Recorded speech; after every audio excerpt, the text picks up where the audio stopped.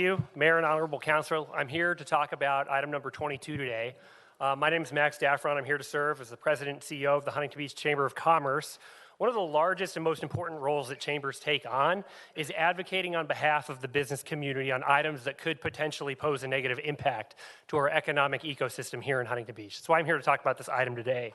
You know, as a Huntington Beach native and current resident of Huntington Beach, I absolutely understand where this item is coming from. I totally get it. As a former Huntington Beach City staff member actually here working in the Economic Development Department over 7 years ago, I also totally sympathize with the desire to streamline processes. I'm all about it.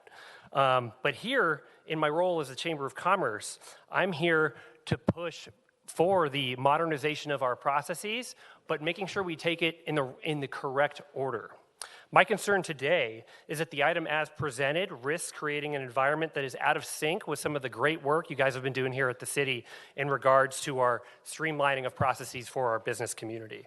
For businesses, the zoning administrator process offers a more efficient and predictable path to approval compared to going to Planning Commission.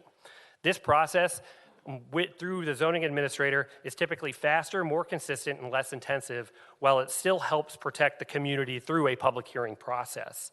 You know, the Huntington Beach Chamber of Commerce, we will always be supportive of efforts to streamline our processes here in Huntington Beach. However, I believe the way that the item is written as presented could unintentionally hinder the ability of new businesses to enter our marketplace. If the city's interested in evaluating opportunities to update the zoning code and potentially reduce conditional use permit requirements, the chamber would propose that the city first conduct this exercise in conjunction with our business community before removing the zoning administrator role entirely. Approving this item as presented, like I said before, risks creating a logjam of businesses that are trying to enter our marketplace that now have to go through a potentially more intensive process. And without updating our fee schedules and things of that nature, it could be more expensive for them as well. Again, introducing more uncertainty into that process. Uncertainty equals risk, and risk is the biggest barrier to entry for small businesses wanting to enter in our community.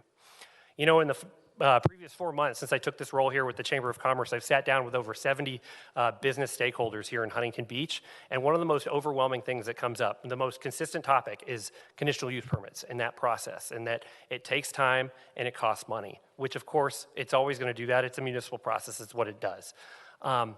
What I would encourage this council to do is to take a step back and let's think about how we can streamline these processes first before we take actions that could potentially slow down that process.